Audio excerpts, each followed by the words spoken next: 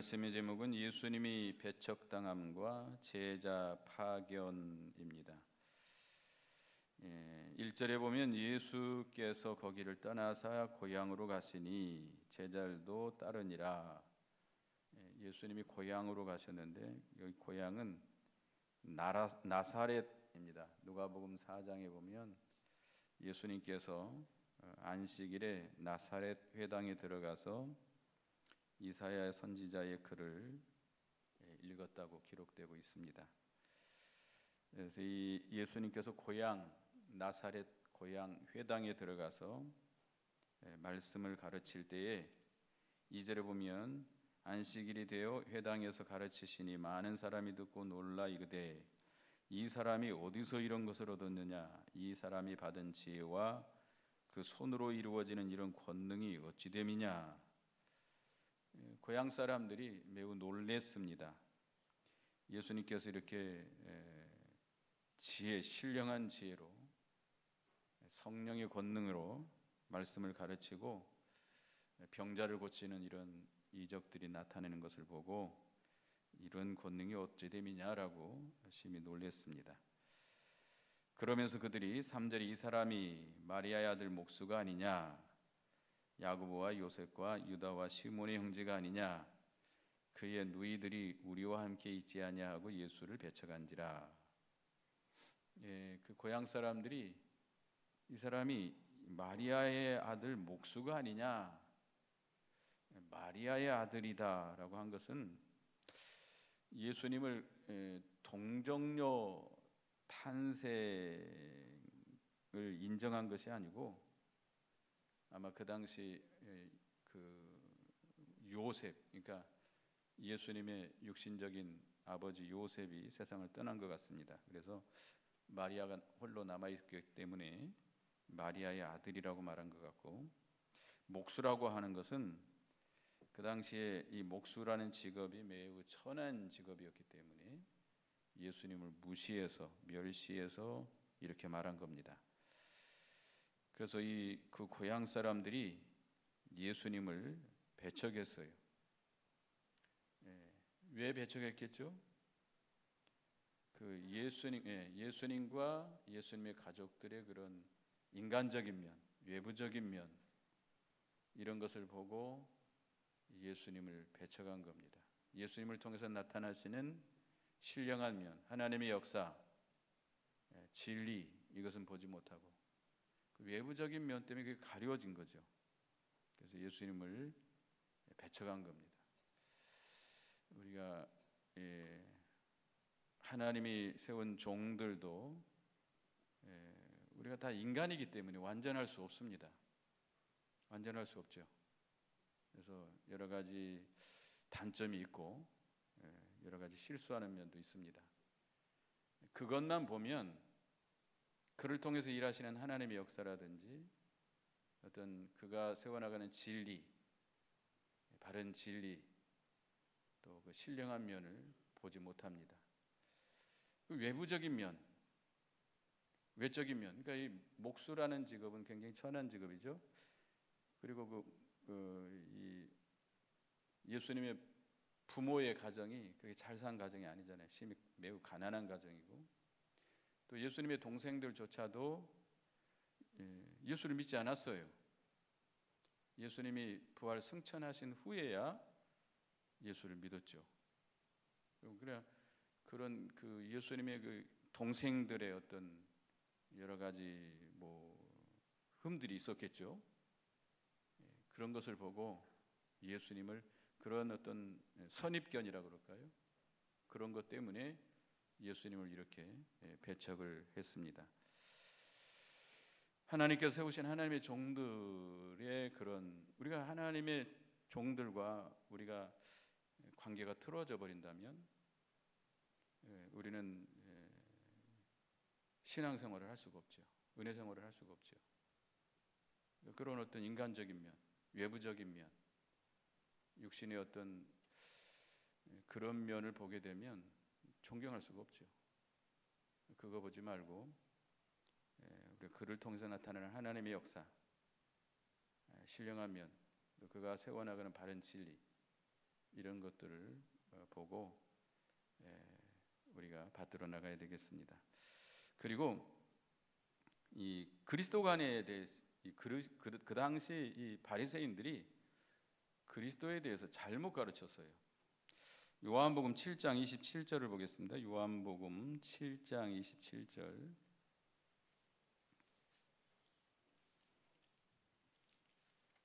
요한복음 7장 27절을 읽어보겠습니다. 시작. 그러나 우리는 이 사람이 어디서 왔는지 아노라. 그리스도께서 오실 때는 어디서 오는지 아는 자가 없으리라 하는지라. 이 바리새인들은 그리스도가 오실 때 어디서 오는지 아는 자가 없다라고 가르쳐 놨어요. 그런데 예수님은 지금 어디 사람이죠? 나사렛 사람이에요. 예수님은 나사렛 사람이라는 거예요.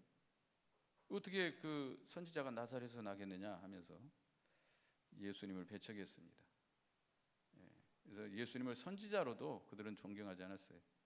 물론 뭐 그리스도로도 인정하지 않았지만 이렇게 잘못 가르쳤기 때문에 바리새인들이 성경에도 없는, 성경에 그리스도가 어디서 나시겠다고 그랬죠? 베들레헴에서 나겠다고 그랬어요. 베들레헴에서 나겠다고 분명히 말씀했잖아요. 미가서 보면. 근데 그거 어디서 오는, 그리스도는 어디서 오는지 알지 못한다라고 하는 것은 성경을 완전히 배척한 거죠. 성경을 무시한 거죠.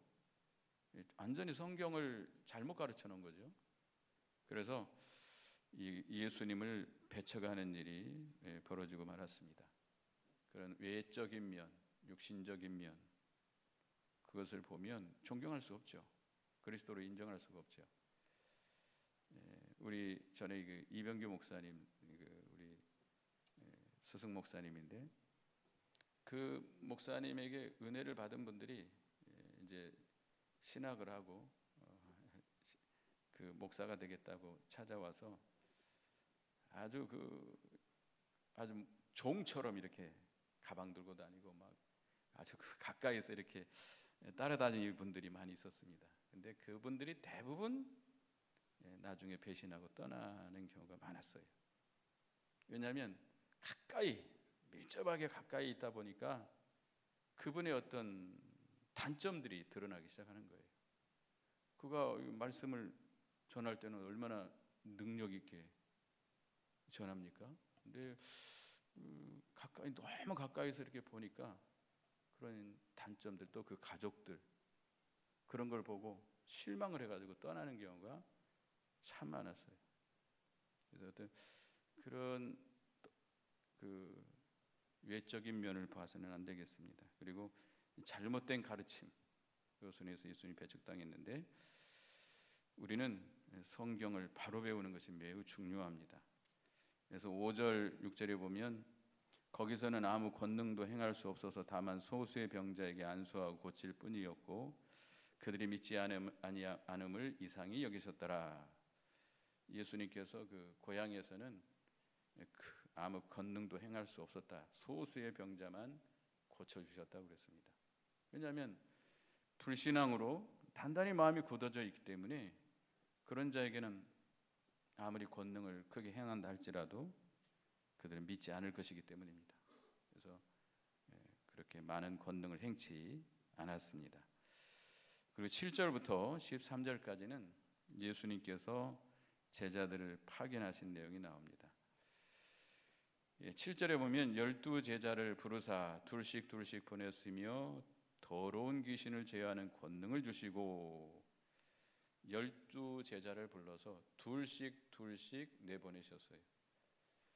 우리가 전도할 때 교회 지금 요즘 대신방이라 못하고 있는데 전도팀들 와서 전도할 때 대개 몇 명씩 내보내요? 대개 2명씩 나가는 게 좋습니다. 혼자 가는 것보다는 둘이 가는 것이 더 효과적일 수 있습니다. 그래서 이 둘이라고 하는 숫자는 증거자의 숫자예요. 요한계시록 11장 3절에 보면 두 증거자 둘이 나오는데 그 둘씩 이렇게 내보내는데, 예수님께서 그들을 내보내시면서 더러운 귀신을 제어하는 권능을 주셨다. 마태복음 10장 1절을 보겠습니다. 마태복음 10장 1절, 거기도 같은 내용입니다만은 읽어보겠습니다. 시작. 예수께서 그의 12제자를 부르사 더러운 귀신을 쫓아내며 모든 병과 모든 약한 것을 고치는 권능을 주시니라.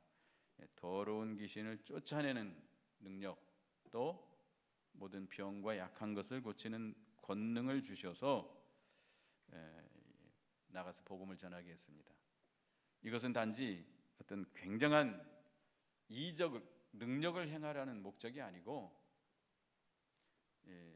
이 귀신에게 사로잡혀 있는 자들을 복음을 전해서 그들을 거기서 해방시키라는 그런 의미가 있고, 또 심령의 병, 심령이 연약한 자들, 심령이 병든 자들을 고쳐주는 것을 알기 위해서 표적으로 행하라는 겁니다. 그랬더니 신비주의자들은 어떤 큰 이적을 행하고 능력을 행하는 그것을 목적으로 삼고 하는 경우가 참 많습니다. 그게 아니에요.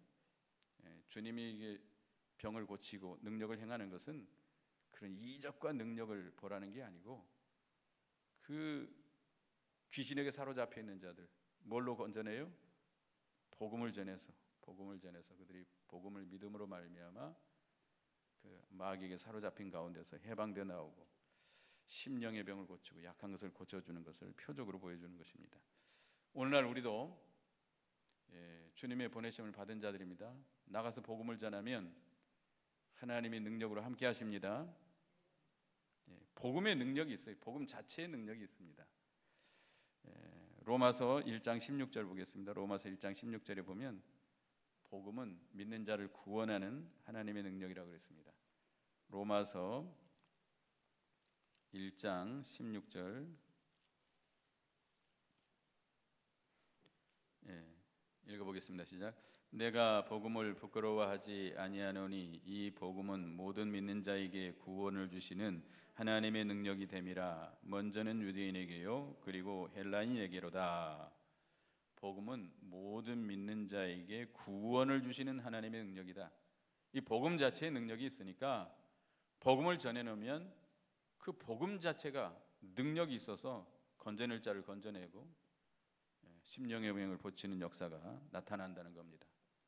그래서 나는 말할 줄 모르고 예레미야 선지자처럼 모세처럼 매우 연약하고 믿음도 없다 할지라도 복음 자체의 능력이 있음을 믿고 우리가 복음을 담대히 전해야 되겠습니다. 하나님은 또 순종하는 자에게 능력으로 역사합니다. 나는 믿음이 없고 연약하고 말할 줄 몰라도 순종해서 나가서 복음을 전하면 하나님이 능력으로 역사해요. 하나님이 능력으로 역사해서 마귀에게 붙들린 자들을 해방시켜주고 심령에 병든 자들, 연약한 자들을 고쳐주는 역사가 나타나게 됩니다. 그래서 이 복음을 전하면 전할수록 점점 그 신앙이 자라나요. 우리가 마음으로 믿죠. 우리가 로마서 10장에 보면 우리가 마음으로 믿고 그 다음에 어떻게 하라 그랬죠? 입으로 시인하라고 그랬어요. 믿음의 행위, 믿음이 있다고 한다면, 산 믿음이 있다고 한다면 입술로 시인하게 되어 있습니다. 그러니까 우리가 이 가장 믿음의 행위의 첫걸음은 시인하는 거예요. 복음을 전하는 거예요. 그래서 우리가 복음을 전하면 하나님이 많은 은혜를 주십니다. 물론 복음 전하는 게 쉽지 않죠. 처음에는 부끄럽고 입도 잘 안 떨어지고, 그래도 가서 전하다 보면 하나님 많은 은혜를 주세요. 능력으로 함께 해주시고 여러 가지 능력의 역사가 나타납니다. 그래서 우리는 이 복음을 전해야 되겠습니다. 그 다음에 여기 8절 9절에 보면 명하시되 여행을 위하여 지팡이 외에는 양식이나 배낭이나 전대나 돈이나 아무것도 가지지 말며 신만 신고 두벌옷도 입지 말라 하시고, 복음을 전하러 나갈 때 이 지팡이 외에 양식이나 배낭이나 전대나 돈이나 아무것도 가지지 말라. 그냥 신만 신고 지금 입고 있는 옷, 신고 있는 신 그거 나가라 이거예요. 모든 걸 다 갖추고 모든 걸 갖추고 이렇게 나가려고 하면 하나님을 의지하지 않습니다. 믿고 순종하고 나가면 누구를 의지할 수밖에 없죠? 하나님을 전적으로 의지할 수밖에 없습니다. 하나님만 의지하고 복음을 전하게 되고 하나님의 능력의 역사가 그 사람을 통해서 나타나게 되죠. 하나님은 엘리야를 까마귀로 먹여주신 것처럼 나가서 복음을 전하면 하나님께서 까마귀와 같은 그런 사람들을 통해서 또 하나님께서 먹여주십니다. 지금이야 참 좋은 시절이죠. 저도 뭐 나이는 많지 않습니다만은 처음 젊어서 이렇게 목회할 때는 넉넉하지가 못했습니다.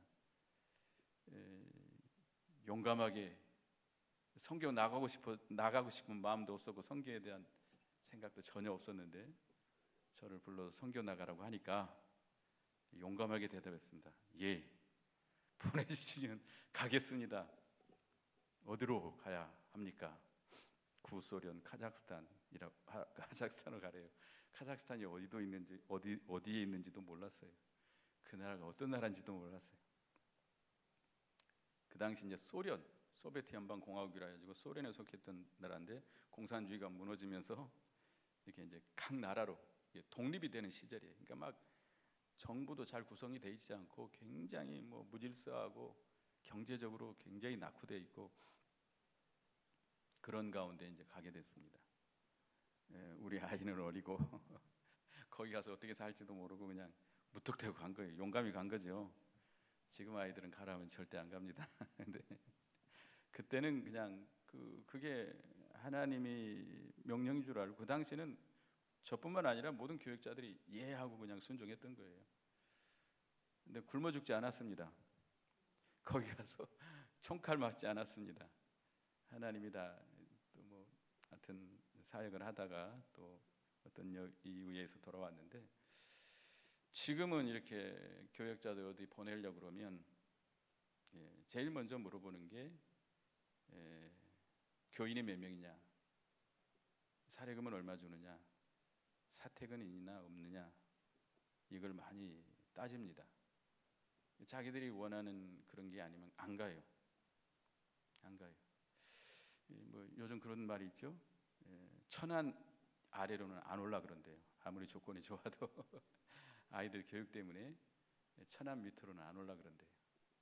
그래서 참 이 세월이 많이 바뀌었다는 것을 우리가 알 수 있어요. 저희 젊었을 때는요,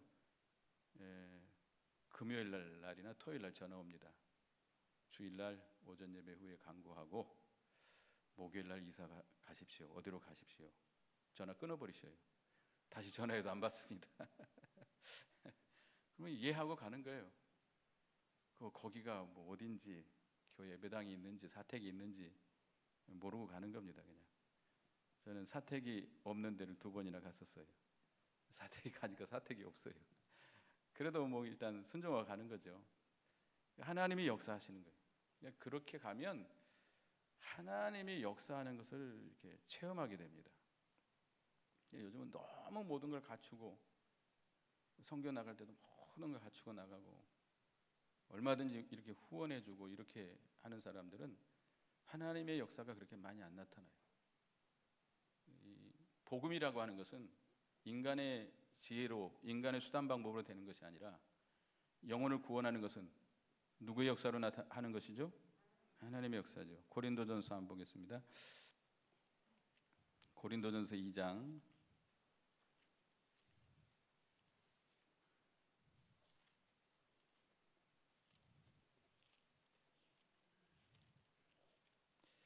고린도전서 2장 5절을 읽어보겠습니다. 5절 시작. 너희 믿음이 사람의 지혜에 있지 아니하고 다만 하나님의 능력에 있게 하려 하였노라.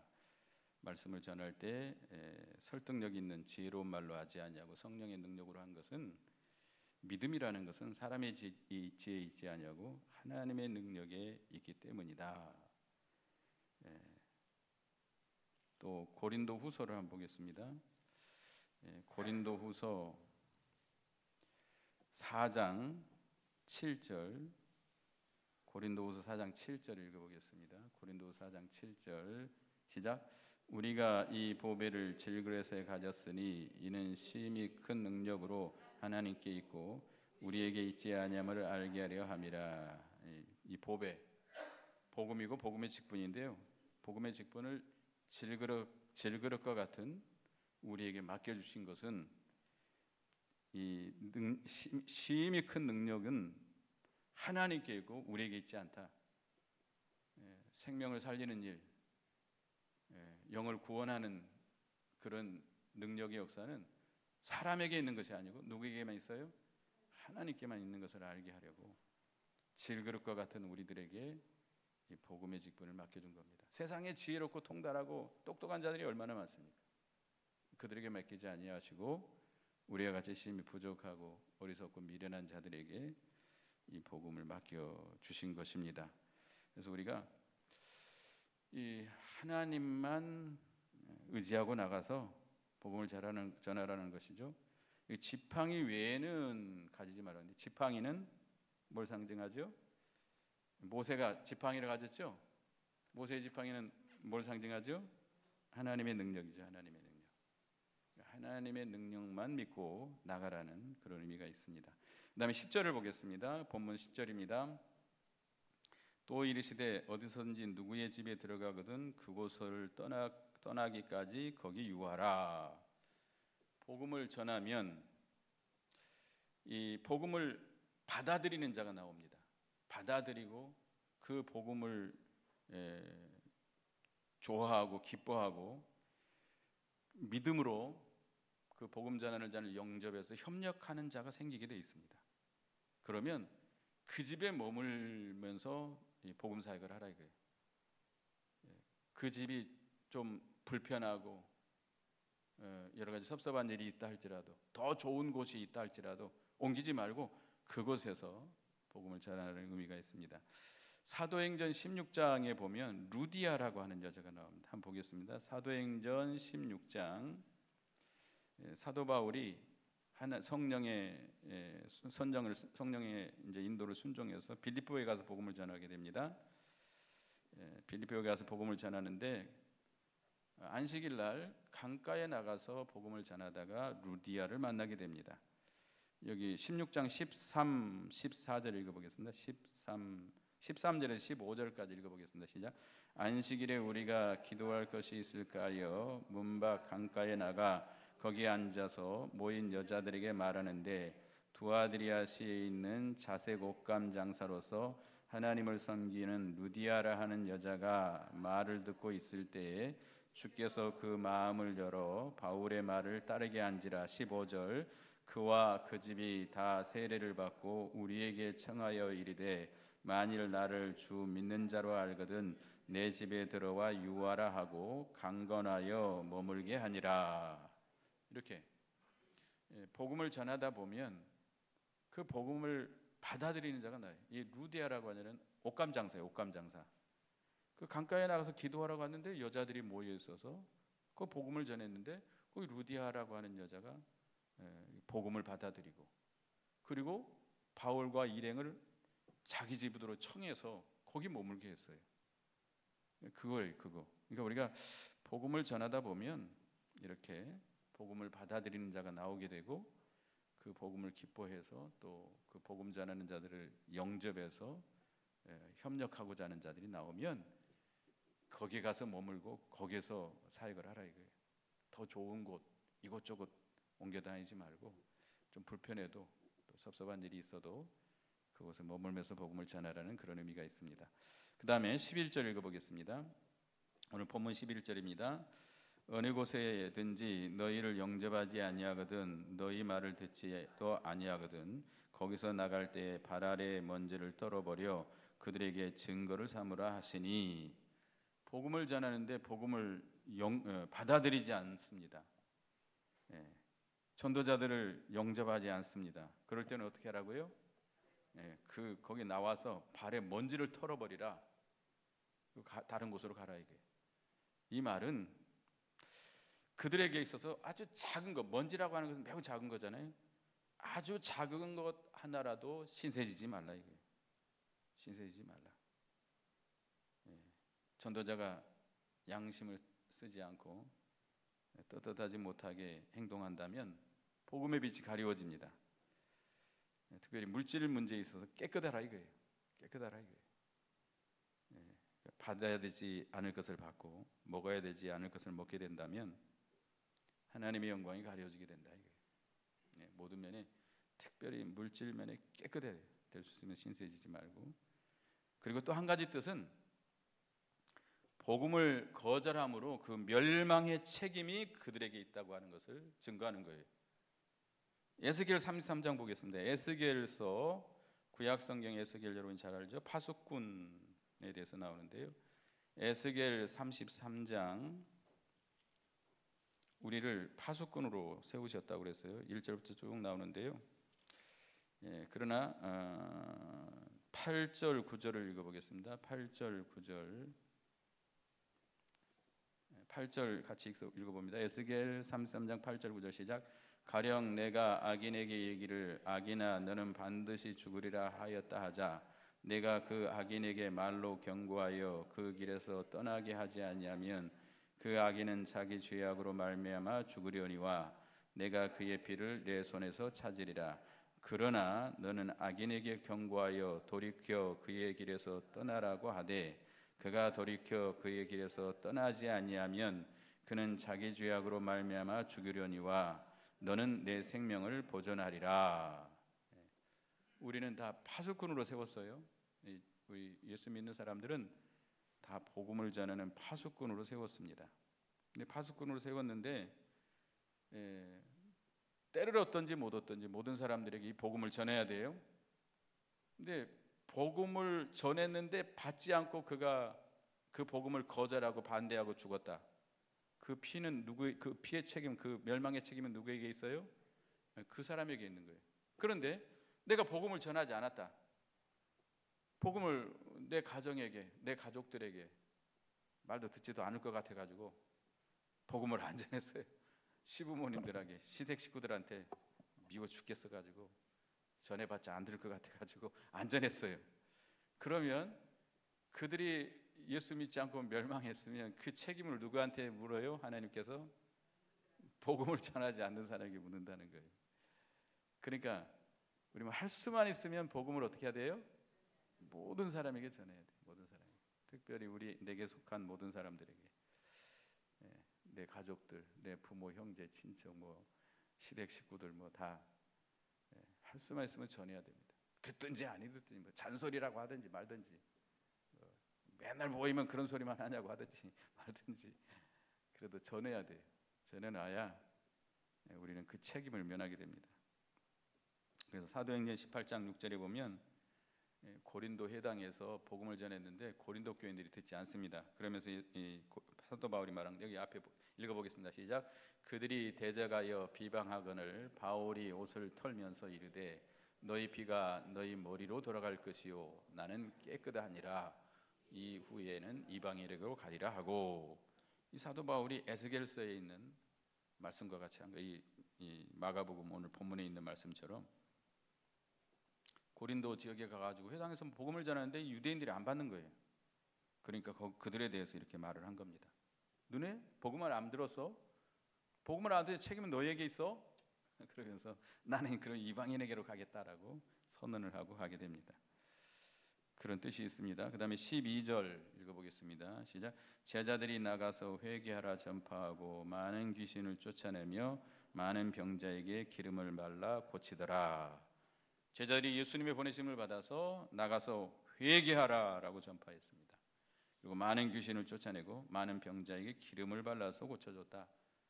기름을 발라서, 야고보서 5장 14절에 너희 중에 병든 자가 있느냐? 그는 교회 장로들을 청할 것이요 그들은 주의 이름으로 기름을 바르며 그를 위하여 기도할지니라. 그 당시는 약이 많지 않았다고 합니다. 그래서 이 기름이 약으로도 쓰였다고 합니다.